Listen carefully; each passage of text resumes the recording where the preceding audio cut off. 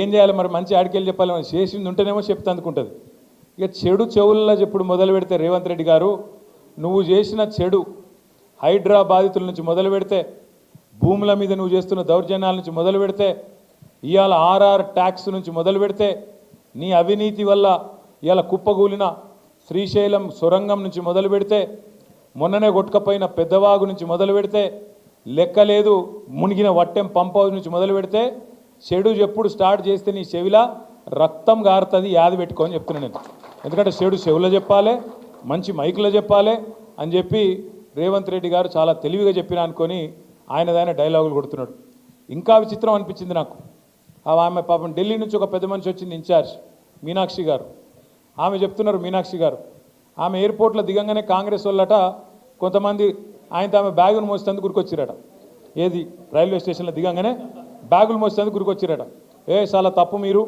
బ్యాగులు మోయొద్దు బ్యాగులు మోసి మీ ఆత్మగౌరవాన్ని దెబ్బతీసుకోవద్దు అంటుంది అమ్మ మీనాక్షి గారు మీకు ఏం చెప్పాలి మేము నీ పక్కన కూర్చున్నాడు బ్యాగులు మోసే గాడికి వచ్చిండు నీ పక్కన కూర్చున్నాడు బ్యాగులు మోసి అప్పుడు చంద్రబాబు బ్యాగులు మోసిండు ఇప్పుడు ఢిల్లీకి బ్యాగులు మోస్తున్నాడు ఇక ఆయన పక్కన కూర్చోబెట్టుకొని బ్యాగులు మోయొద్దు ఆత్మగౌరవం దెబ్బతింటుందంటే ఏం చెప్పాలి ఆ మేడంకి కాబట్టి మీనాక్షి గారు వాస్తవాలు తెలుసుకోండి వాస్తవ ప్రపంచంలోకి రండి అని కోరుతా ఉన్నాం ఇక నిన్న వాళ్ళ మీటింగ్లో చెప్పరాదు ఇక మాటలు ఆ కథలు ఆయన చేసిన మంచి అట చెప్పుకుంటే ఒడిసిపోదట రేవంత్ రెడ్డి గారు చేసిన మంచి ఏం చెప్పాలి ఆయనకు ఈ 15 నెలల కాలంలో మీరందరూ వాట్సాప్లు చూస్తున్నారు యూట్యూబ్లు చూస్తున్నారు ఇప్పుడు ఇక్కడ వచ్చిన ఆడబిడ్డలు ఒక 200 మంది ఉన్నారు ఏ ఒక్కల దగ్గర నీకు గొట్టం తీసుకుపోయి వాళ్ళ ముఖం కూడా పెట్టుర్రు ఇప్పుడు వాళ్ళు ఎట్లా మాట్లాడుతుర్రు అంటే నేను అమ్మతోటి చెప్తున్న తెలుగు భాషలో గిన్ని తిట్లుంటాయని నాకు తెలియదు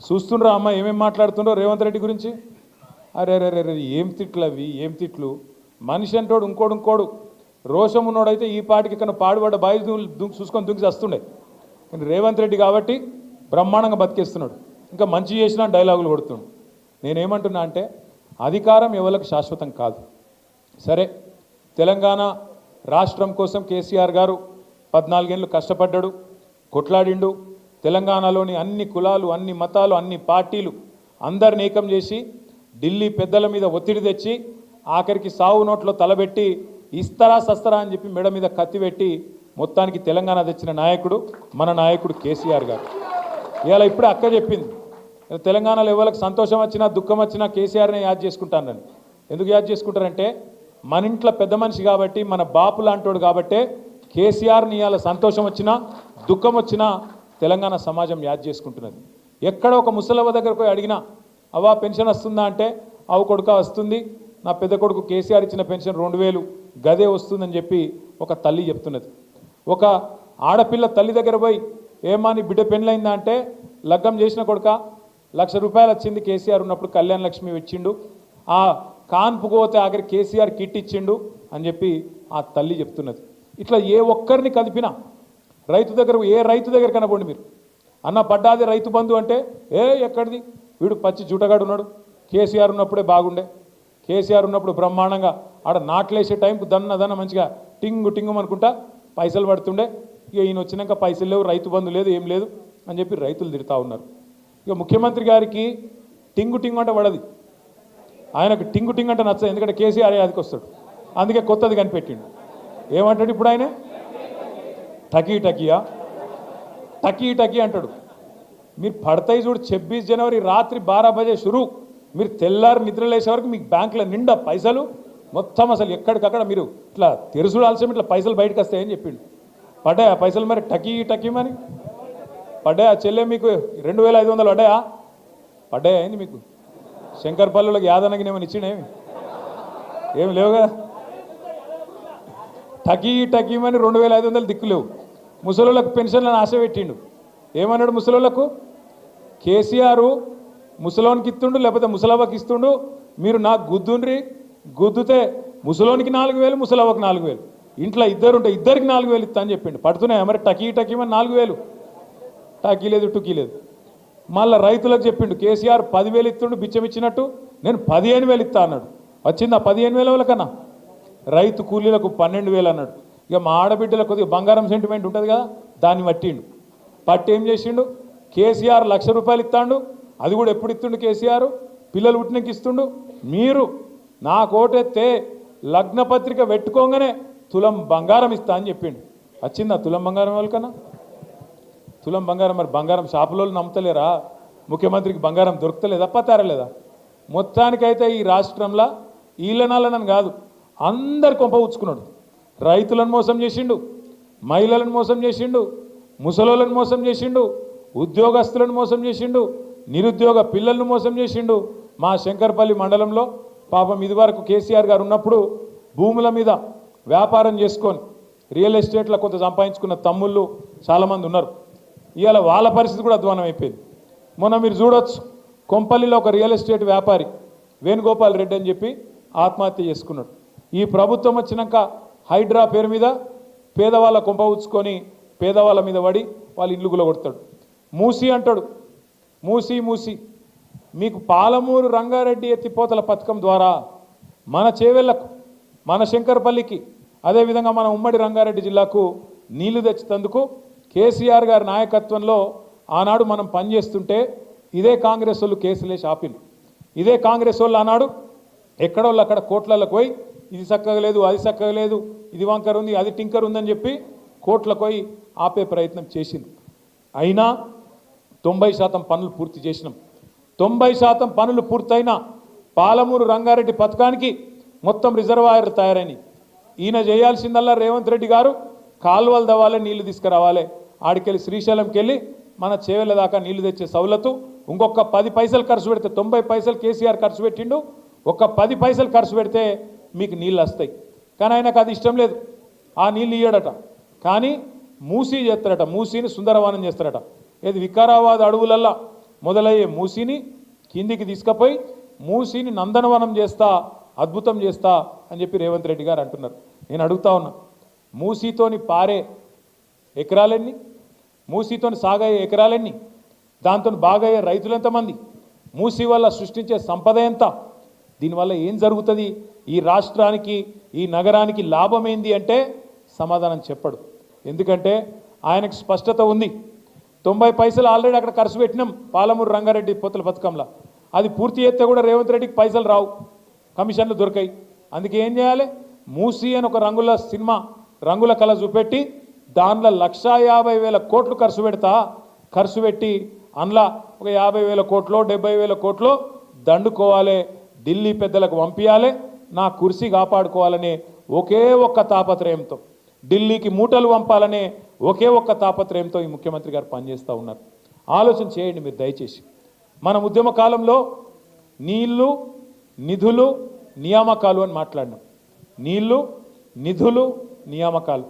కేసీఆర్ నాయకత్వంలో నీళ్ల విషయంలో ఇంటింటికి మంచినీళ్ళు తెచ్చుకున్నాం. నీళ్ల విషయంలో గోదావరిలో, కృష్ణలో ఇటు కాళేశ్వరం కట్టుకున్నాం, 100% పూర్తయింది. అటు పాలమూరు రంగారెడ్డి 90% పూర్తయింది. దగ్గర న్యాయం చేసే ప్రయత్నం చేసినాం. వ్యవసాయ విస్తరణ జరిగి భారతదేశంలో ఇవాళ పంజాబ్ను, హర్యానాను తలదన్ని మన తెలంగాణ వరి వండి చుట్ల, బియ్యం వండి చుట్ల నెంబర్ 1 అయిందంటే అగో నీళ్ల విషయంలో జరిగిన న్యాయమే దానికి కారణం. నిధుల విషయానికి వస్తే కేసీఆర్ గారు ఎన్నడో చెప్పిండ్రు, మన తెలంగాణ మనకైతే, మన సంపద మనకైతే భారతదేశంలోనే నెంబర్ 1 రాష్ట్రం అవుతామని కేసీఆర్ గారు అప్పుడే చెప్పిండు. చెప్పినట్టే 10 ఏళ్లలో తలసరి ఆదాయంలో, పర్ క్యాపిటల్ ఇన్కంలో భారతదేశంలోనే నెంబర్ 1 రాష్ట్రంగా తెలంగాణను కూర్చోబెట్టిన నాయకుడు మన నాయకుడు కేసీఆర్ గారు అనే మాట నేను గుర్తు చేస్తూ ఉన్నా. నిధులు అద్భుతంగా తెలంగాణలోని పేదలకు పంచిండు కేసీఆర్. సంపద సృష్టించాలే, పేదలకు పంచాలి అన్నది కేసీఆర్ నినాదం. అందుకే 200 రూపాయ పెన్షన్ 2000, 200 పెన్షన్ 2000 చేసిండు. ఆడపిల్ల పెళ్లికి ₹1,00,000 ఇచ్చిండు. 1,00,000 కోట్లు, ఒకటి కాదు రెండు కాదు, 1,00,000 కోట్ల రూపాయలు 70 లక్షల మంది రైతుల ఖాతాల్లో వేసిన ఒకే ఒక్క ముఖ్యమంత్రి భారతదేశంలో కేసీఆర్. రైతు బంధు, ఒక్క రైతు బంధు అనే పథకంతోని 73,000 కోట్ల రూపాయలు రైతుల ఖాతాల్లో. మీరు ఎవ్వరికి దరఖాస్తు పెట్టుడు లేదు, దండం పెట్టుడు లేదు, దఫ్తర్ చుట్టూ తిరుగుడు లేదు, సీదా మీ ఖాతాలకు వచ్చి 73,000 కోట్ల రూపాయలు ఒక రైతు బంధు ద్వారా వచ్చినాయి. 28,000 కోట్ల రూపాయలు రుణమాఫీ ద్వారా వచ్చినాయి. మొత్తం 1,00,000 కోట్లు ఒక్క రైతులకే, 70 లక్షల మంది రైతులకు 10 ఏళ్లలో ఇచ్చిన నాయకుడు కేసీఆర్. నిధులు, సంపద పెంచిండు, పేదలకు పంచిండు. నియామకాలు 2,32,000 ఉద్యోగాలు ప్రభుత్వ కొలువులు ఇచ్చిండు. 24 లక్షల ఉద్యోగాలు ప్రైవేట్ రంగంలో సృష్టించిండు కేసీఆర్. నీళ్లు, నిధులు, నియామకాలు ఈ మూడిట్లో కేసీఆర్ గారు సంపూర్ణంగా న్యాయం చేసిండు. మరి వీళ్ళేం చేస్తాను? నీళ్ళేమో పాతాళం పోయినాయి, మొత్తం బోర్లు ఎత్తగో ఎత్తిపోతున్నాయి, నీళ్లు పాతాళానికి పోయినాయి. కేసీఆర్ మీద కోపంతో కాళేశ్వరాన్ని ఎండబెడితే ఇవాళ పొలాలు ఎండిపోతున్నాయని రైతులు ఏడ్చే పరిస్థితి జనగామలో, సిరిసిల్లలో, సిద్దిపేటలో ఎన్నో జిల్లాల్లో ఇలా రైతులు పొలాలు ఎండిపోతున్నాయని ఏడుస్తున్నారు. తుంగతుర్తిలో, కోదాడలో, సూర్యాపేటలో అక్కడ కూడా ఏడుస్తూ ఉన్నారు. టైల్ ఎండ్ గ్రామాలకు నీళ్ళు వస్తలేవని. నీళ్ళేమో పాతాళానికి పోయినాయి, నిధులేమో ఢిల్లీకి పోతున్నాయి. టకీమని మీకు పడతలేవు, కానీ ఢిల్లీలో రాహుల్ గాంధీ ఖాతా మాత్రం మోగుతున్నది. టకీమని అక్కడ వేల కోట్ల రూపాయలు రేవంత్ రెడ్డి గారి కుర్సీని కాపాడుకునేందుకు పైసలు మాత్రం మూటలు మాత్రం ఢిల్లీకి టంచంగా ముడుతున్నాయి. ఇక మూడవది నియామకాలు ఎప్పుడో గాలికి పోయినాయి.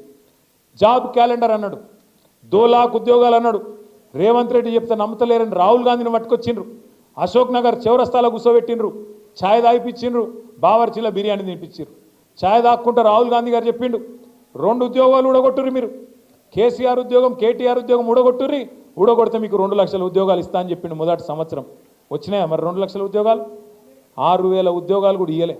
అంటే కాంగ్రెస్ ఎంత ధోకబాజీ పార్టీ చెప్పేందుకు, ఎంత దగుల్బాజీ నాయకత్వం కాంగ్రెస్ పార్టీది చెప్పేందుకే ఇదంతా మీకు చెప్తా ఉన్నా. ఇదంతా పరిస్థితి గిట్లుంటే రేవంత్ రెడ్డి గారు మొత్తుకుంటాడు మైకులలో, తెలంగాణ ఈజ్ రైజింగ్ అట. తెలంగాణ ఎన్లా rising? Telangana is definitely rising. ఎన్లా?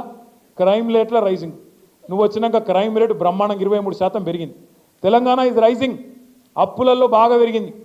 గతంలో కేసీఆర్ గారు సంవత్సరానికి 40,000 కోట్ల అప్పు చేస్తే ఆ అప్పుతోని సంపద సృష్టించిండు, ఆ అప్పుతోని కరెంటు సమస్య పరిష్కారం చేసిండు, అప్పుతోని సాగునీరు తెచ్చిండు, ఆ అప్పుతోని ఇంటింటికి తాగునీరు ఇచ్చిండు, ఆ అప్పుతోని 32 మెడికల్ కాలేజీలు కట్టిండు, 1000 గురుకుల పాఠశాలలు పెట్టిండు, ఆ అప్పుతోని మరి తెలంగాణ రైతులకు 1,00,000 కోట్లు ఇచ్చిండు. నేను రేవంత్ రెడ్డిని అడుగుతున్నా, సంవత్సరానికి 40,000 కోట్ల రూపాయలు కేసీఆర్ ప్రభుత్వం అప్పు చేస్తే అప్పుల పాలు చేసిండని చెప్పి లబలబా అన్నావు. మరి నువ్వేం చేస్తున్నావు? ఇవాళ ఒక్క సంవత్సరంలో కేసీఆర్ ప్రభుత్వం 40,000 కోట్ల అప్పు చేస్తే సంవత్సరానికి 1,50,000 కోట్ల అప్పు చేసిన మాట వాస్తవం కాదా? పోనీ 1,50,000 కోట్ల అప్పు చేసినావు, ఒక్క కొత్త పథకం చాలు చేసినవా? ఒక్క ఇందిరమ్మ ఇల్లుకి ఇటుక పెట్టినవా? ఒక్క మనిషికి రేషన్ కార్డు ఇచ్చినవా? ఒక్కలకు తులం బంగారం ఇచ్చినవా? ఒక్క ఆడబిడ్డకు 2,500 ఇచ్చినవా? ఒక్క ముసలాయనకు 4,000 ఇచ్చినవా? రైతులకు రుణమాఫీ అన్న చక్కగా చేసినవా? ఏం చేసినావు? ఎందుకు అవుతుంది అప్పు? మరి కేసీఆర్ అప్పు చేసిండంటే భవిష్యత్తు మీద పెట్టుబడి పెట్టిండు.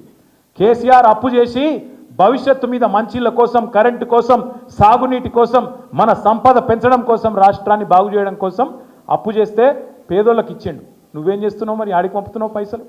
1,50,000 కోట్ల అప్పు చేసి ఒక్క పథకం చేయకపోతివి, ఒక్కటి చక్కగా ఒక్క కొత్త బిల్డింగ్ కట్టకపోతివి, మరి ఏడబోతున్నాయి పైసలన్నీ? దీనికి సమాధానం చెప్పాడు.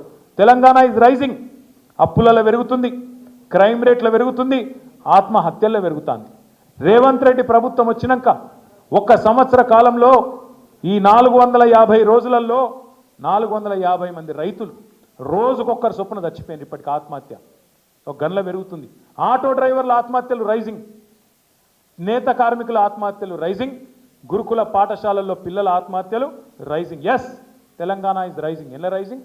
ఆత్మహత్యల్లో, అప్పుల్లో, క్రైమ్ రేట్లో, ఇళ్ళ మాత్రం రైజింగ్ అయింది.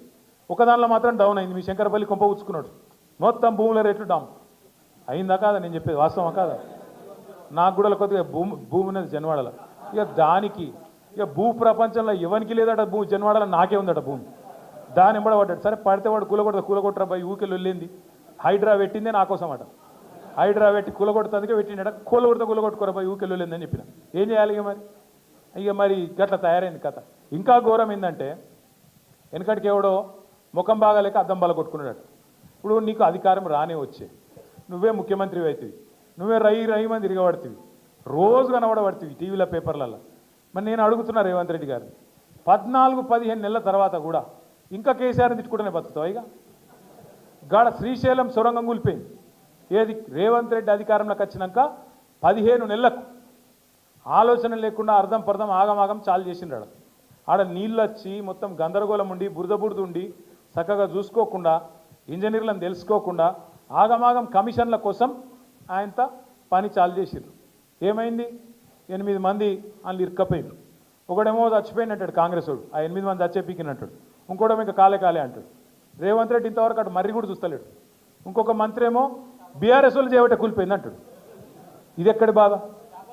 15 నెలల తర్వాత ఇవాళ అక్కడ సొరంగం కూలిపోతే బీఆర్ఎస్ వల్ల కూలిపోయిందంటే ఇది ఎక్కడ అన్యాయము? ఇక పోని కూలిపోయింది, ముఖ్యమంత్రి ఆడు చూడడు, కొంతమంది మంత్రులు పోయినారు. పోతే మంత్రులు ఏం చేయాలి? ఆడ పోయి నిజంగా ఆ కార్మికుల కుటుంబాలకు ధైర్యం చెప్పాలి, ఏమన్నా అయితే మేము ఆదుకుంటామని చెప్పాలి, తప్పు జరిగిందని క్షమాపణ అడగాలి, మర్యాదగా మాట్లాడాలి. కానీ ఏం చెప్తారు వాళ్ళు? ఒకడేమో చేపల కూర తింటుడు, ఇక్కడ చేపలు బాగుంటాయి శ్రీశైలంలో, రేయు తిందామని వాడు ఒకటి తింటాడు, ఆడవాడు దాస్తుంటే వీడేమో తింటాడు. ఒక గంట నీతి లేని వాళ్ళు మంత్రులు. ఇంకొక ఆయన ఇంకా విచిత్రం ఇది. ఇడా ఏం జరగలేదు, ప్రమాదం ఏమైందంటే నీళ్లు వాటర్ కలిసిందట. నీళ్లు వాటర్ కలిసిపోయిందిరా నాయన. గిసొంటోళ్ళు మంత్రులు, మన కర్మానికి రేవంత్ రెడ్డి ముఖ్యమంత్రి, గిసొంటోళ్ళు మంత్రులు. వీళ్ళ కథనేమో ఇట్లున్నది. కాంగ్రెస్ వాళ్ళ కథ, కాంగ్రెస్ వాళ్ళ అందం గిట్లుంది. బీజేపీ వాళ్ళు వాళ్ళకైతే మొక్కాలి. మీ ఎంపీ ఉన్నాడు ఒక ఆయన ఏం చెప్తుండో మాకైతే తెలియదు. ఎందుకంటే 8 మంది గెలిచారు బీజేపీ వాళ్ళు. రూపాయి వచ్చింది ఆయన తెలంగాణకు.